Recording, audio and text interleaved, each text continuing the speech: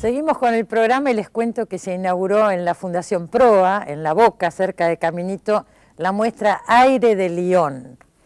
Acá se muestran para el público de Buenos Aires algunos de los contenidos formales y conceptuales que conformaron la Bienal de Lyon en Francia en 2011, que fue curada por la argentina Victoria Norton.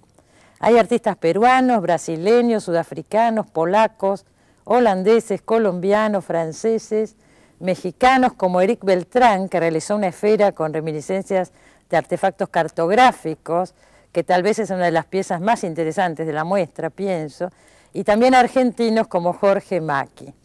Los sábados a las 5 de la tarde, o sea, hoy, esta tarde, puede usted ir a una visita guiada. Hay visitas guiadas por la curadora todos los sábados y la muestra puede visitarse de martes a domingos en la Fundación Proa, Pero de Mendoza 1929 en La Boca. Precioso museo, además, que les recomiendo conocer. Seguimos con el programa y presentamos a nuestro próximo invitado. Carlos Ulanowski nació en Buenos Aires en 1943. Periodista y escritor, trabajó en numerosos medios gráficos y radiales. Es autor, entre otros títulos, de Seamos felices mientras estamos aquí, Paren las rotativas y Días de radio. Redacciones es su último libro publicado. Bueno, Carlos, Redacciones. Te diste el gusto, el gran gusto acá, de recordar tantas cosas, tantos años de periodismo. Vas a cumplir 50 años de periodismo ahora. El año que viene. El año que viene. Sí. Tenemos que festejar ahí, ¿no? Y sí, yo creo que ya lo estoy pensando. Ya estás pensando en los festejos. Digo, es muchísimo tiempo, pero aparte lo interesante también del libro, no es solamente recordar tu experiencia, sino todos los cambios, todo lo que ha sucedido. Has pasado por casi todas las redacciones. Es un pedazo de historia, ¿no? De estos 50 años también. Sí, sí, sí. Pero empezaste muy joven, eso es lo que pasa. Aclaremos que empezó en el colegio, creo que estabas todavía. Primero en el colegio, digamos, en una especie de redacción informal que me permitió muchas cosas. Una revista estudiantil que se llamaba Orbe. Con Terraño la hacían, que hicimos con Rodolfo Terraño. Con mi compañero de secundaria, Rodolfo Terraño. Él era el director y yo era el subdirector.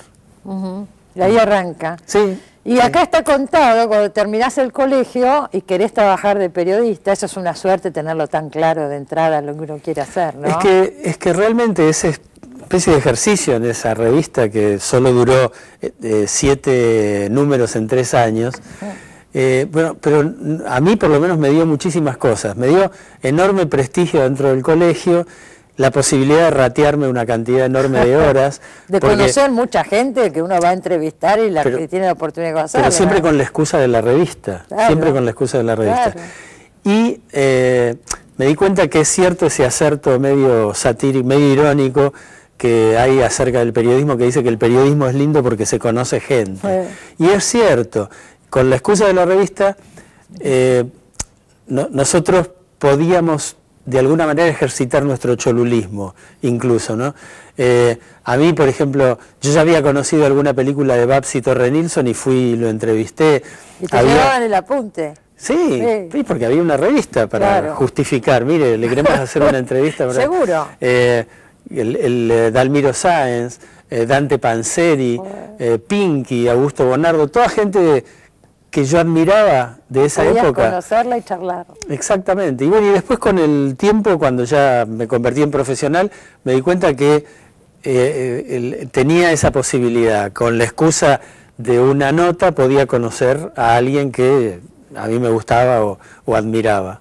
Pero sí, además entrar en mundos que si no, normalmente uno no tiene acceso, porque el periodismo se mete, el periodista va a distintos lugares, conoce de todo si quiere, si tiene inquietud y ganas de hacerlo, ¿no? Seguro, seguro. Es una causa como para empezar una carrera en muchos. Sí, yo creo que a mí también me marcó. Pero cuando yo era profe ahí en TEA, le decía que en realidad habían elegido el oficio menos rutinario del mundo, porque por ejemplo si uno está en una sección como información general, hoy por ejemplo tenés que cubrir una inundación y mañana tenés que cubrir un gran descubrimiento científico y pasado tenés que hacer la biografía de un gran escritor que se murió. En En fin, digo, todos los días algo distinto. Y es cierto, eso es real. Pero también hay que tener en cuenta que hay que prepararse para cada nota, saber de lo que uno va a hablar y demás, que a veces se hace y a veces no. Y eso. sí. Que Y no bueno, quede solamente en conocer a los personajes. Y hablando de preparación, yo que no pude darle a mis padres la alegría de un título universitario. Ellos querían. Sí, ellos querían. Primero intenté ingresar 3 veces a medicina y no pude, fracasé. Había en el ingreso 4 materias de ciencias exactas y era una barrera imposible de superar para mí. Y luego ingresé a sociología y ahí me pasaron varias cosas. Primero que encontré un libro extraordinario que me abrió muchísimo la cabeza y que dije, mirá qué lejos se puede llegar con la inteligencia, ¿no? Con la reflexión, con el pensamiento. Y era el libro El arte de amar, de Erich Fromm. Bueno, marcó una generación también ese libro, ¿eh? Sí. Y, por favor, todo. Y bueno, y a partir de eso, digo, me parece que todos mis trabajos en periodismo, hasta hoy, hasta hoy, son, incluso la posibilidad de hacer libros, eso me lo reitera, son materias que yo hago para completar esa carrera que nunca terminé. Claro. Sí. Es una carrera, obviamente que lo es. Sí. Ahora los chicos estudian periodismo, pero en nuestra época no había donde estudiarlo. Había una carrera, pero yo desconocía absolutamente que había una carrera de periodismo. Sí, ¿dónde estaba esa carrera? Creo que en el grafotécnico. Claro, pero la mayoría no eran egresados del grafotécnico ni de ningún lado. Se aprendió trabajando y leyendo y estudiando los temas. Y yo creo que el tipo que llegaba a una redacción en ese momento y decía yo soy recibido del grafotécnico era olímpicamente despreciado. Claro. Más bien el valor era haberse hecho en la calle o en las redacciones. Obviamente. ¿No? Y hablando de eso, acá está contado en el libro, pero me gustaría charlar un poco. Cuando terminás el colegio decís quiero trabajar. Sí. ¿Cómo conseguís trabajo? ¿Cómo era entrás? mucho más Porque fácil esa es la pregunta que ahora. También, vos lo sabés por TEA, de muchos chicos. Era mucho más sencillo que ahora y entonces fuimos con Rodolfo Terraño a golpear puertas y dejábamos sumarios, ¿no? Hasta que en uno de los lugares... Sumarios son proyectos de notas, claro, ideas para notas. Ideas, sí. Siempre con la desconfianza propia que puede llegar a tener un chico en esa edad, teníamos 19 años, de que nos robaran las ideas. Entonces ahí conocí en una de las revistas a un señor periodista de raza, se llama Francisco Loiácono, Pancho Loiácono, que me dijo, bueno, ¿sabes qué? Si te das cuenta que te robaron una idea, no te preocupes, ya se te va a ocurrir otra.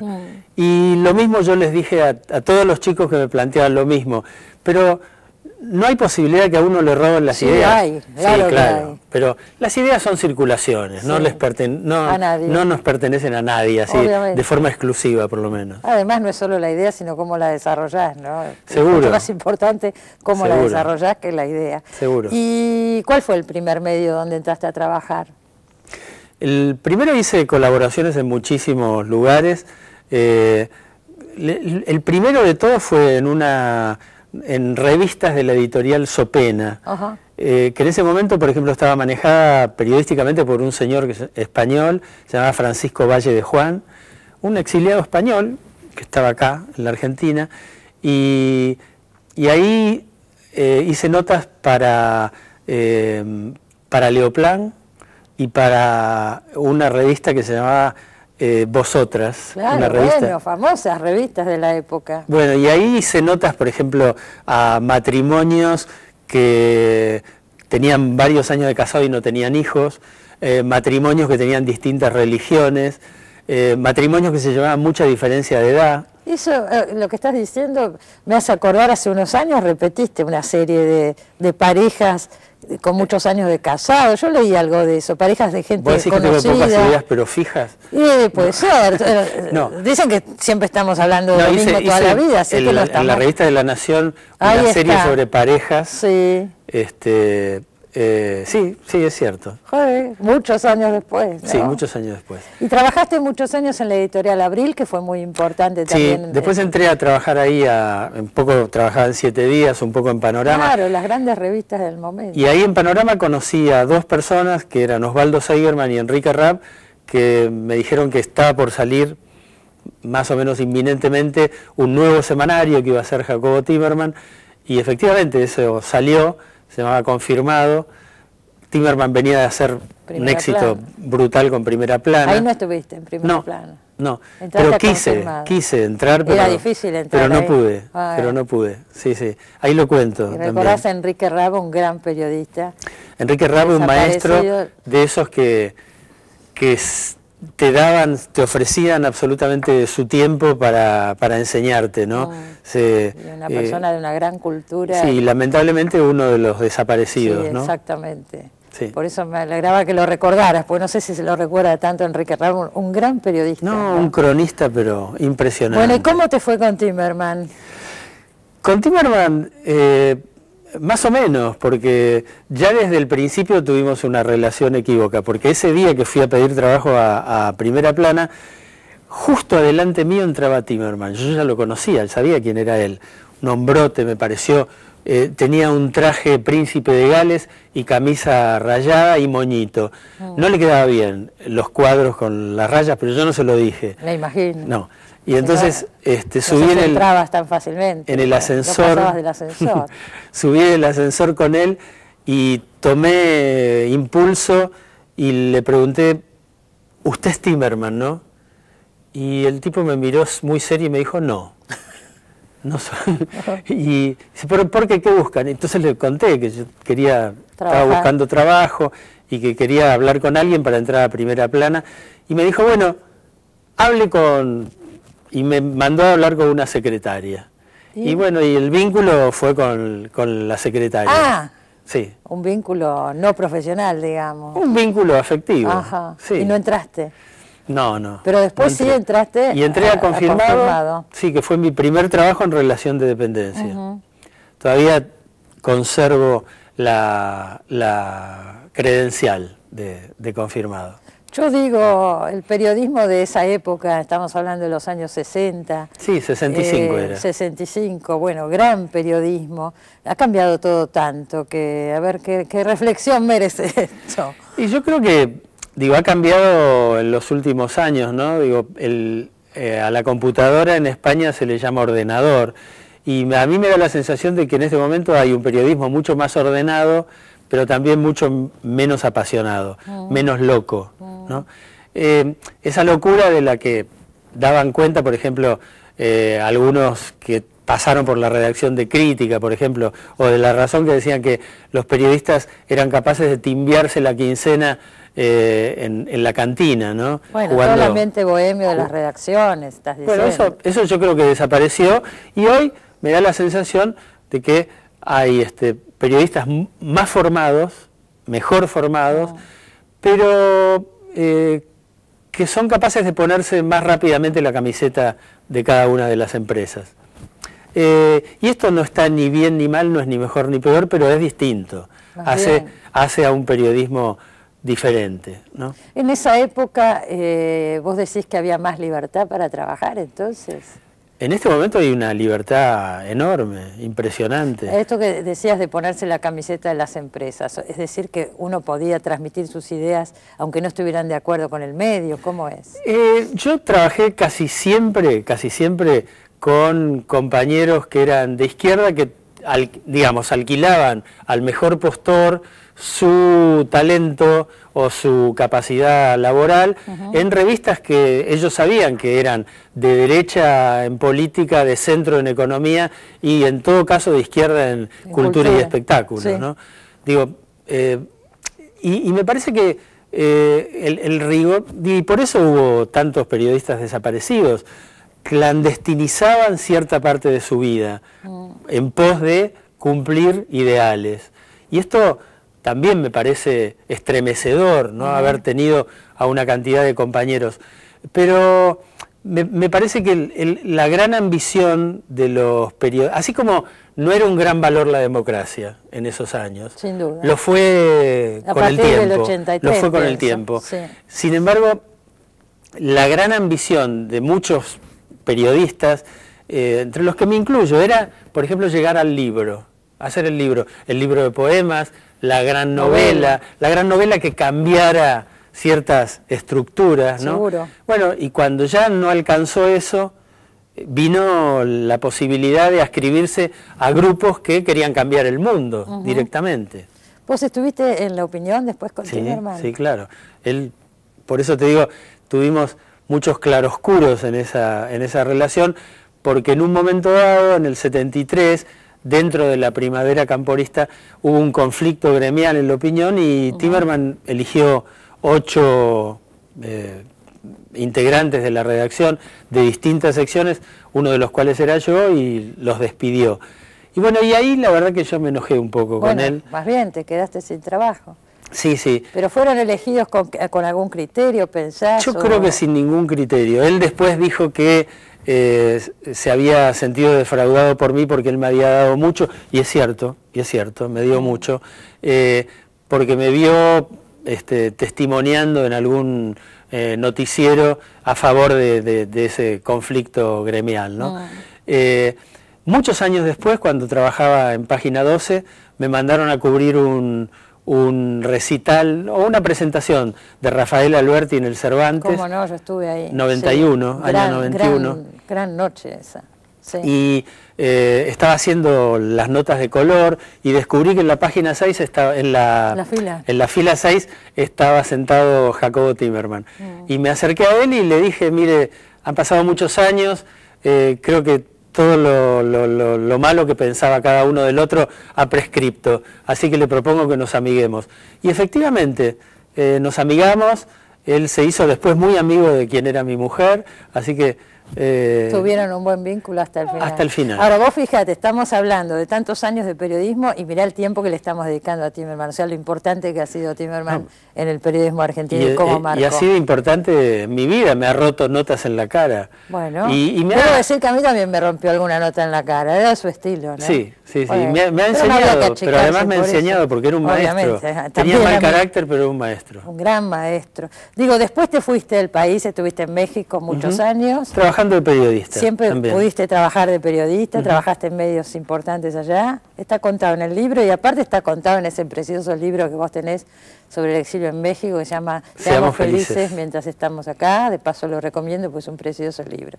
Y al volver entraste a Clarín, ¿no es cierto? Que claro, ahí estuve casi 8 años. Casi 8 años. Del 83 al 90. Y después en Página 12. Después en Página 12. La última redacción en la que estuve formalmente fue en el breve interinato del diario Perfil, en el 98.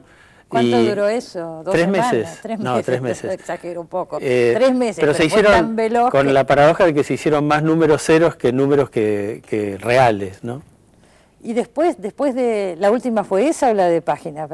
No, la última fue esa. Fue esa, la de Perfil. ¿Y vos tomaste la decisión de no trabajar más en redacciones? No, después trabajé desde afuera muchos años en La Nación. Sí, pero no adentro de la redacción. No, afuera. ¿Pero vos no quisiste o no se dio la posibilidad o qué pasó? No se dio. No es que vos decidiste no voy a trabajar más en redacción. No me llamaron. Eso no pasó. No me llamaron.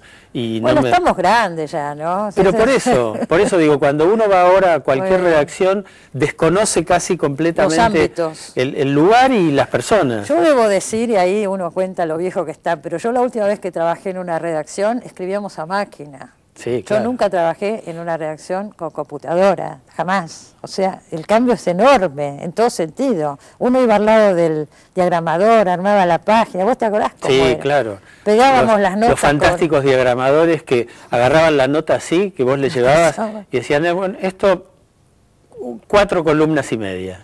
Y tenían razón, acertaban.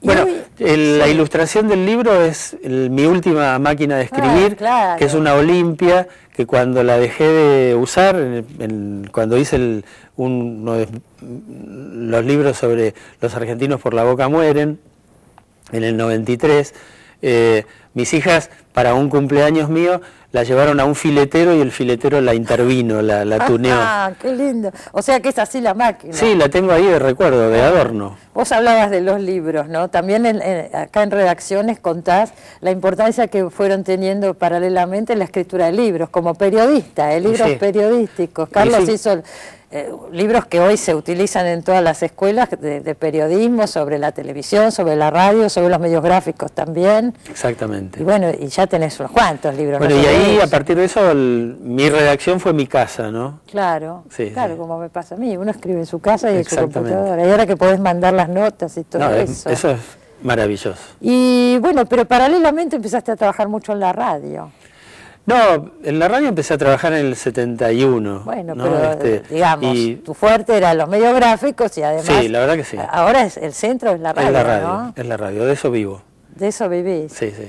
Y digo, ¿nostalgia hay o no? No. Siento eso, y lo digo en el libro, que no tengo ninguna deuda pendiente. Siento que no tengo ninguna deuda pendiente. Hice todo lo que pude hacer. Lo que no pude hacer es porque no estuvo a mi alcance o porque no me ofrecieron la posibilidad. Sí, no se dan a veces las cosas. Pero no tengo deudas pendientes, así que estoy muy tranquilo. Y ahora ya escribiste acá medio tus memorias periodísticas. ¿Cómo sigue? Porque ya cuando uno escribe las memorias como que cierra. ¿Ahora qué? No, tengo... somos jóvenes, vamos. No, pero bueno, yo siempre digo esto, que tengo la fantasía del retiro en la cabeza. ¿Sí? Sí, a partir de que yo digo que tengo una casa en la que tengo muchos libros que no leí o que me gustaría volver a leer. Una vez iba a traer tiempo, sí, pero discos que no escuché o que me gustaría volver a escuchar, películas que no vi o que me gustaría volver a ver. Y entonces tengo una especie de Disneylandia armada ahí en mi casa. Pero también tengo que escuchar lo que le pasa a gente que ya se retiró y no la pasó bien. No la pasó bien. Entonces, a lo mejor nosotros somos esos animales de trabajo que tenemos que estar en permanente actividad, ¿no? Entonces, también debo cuidar esa situación. Te la voy a ir informando de a poco. Por favor, quiero estar al tanto, pero estoy de acuerdo con eso. Sí, sí. Mientras uno está activo, sí, siguen pasando cosas y uno está mejor, ¿no? Bueno, y ahora, por ejemplo, quiero decirte esto porque yo creo que te toca parte del elogio. Estoy trabajando en radio ahora, en Radio Nacional, y una de las productoras es tu hija. Sí, lo sé.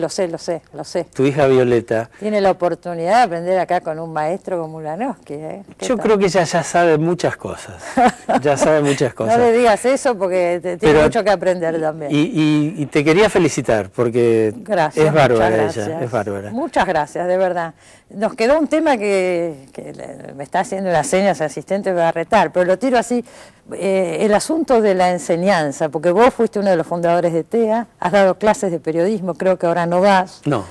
Y bueno, también está ese aspecto, ¿no?, de formación de jóvenes, digo.